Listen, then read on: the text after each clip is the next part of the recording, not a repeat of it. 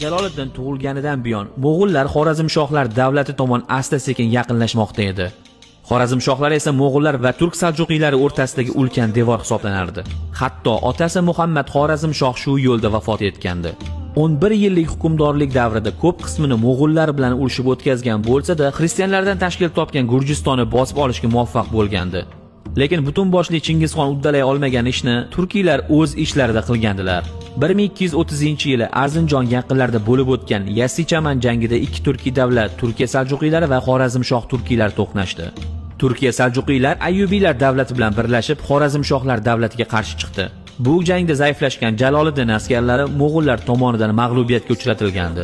Buni ortidan Mo'g'ullarga qarshi turgan Jaloliddin vafot etgach, navbat Turkiya saljuqiylariga kelgandi.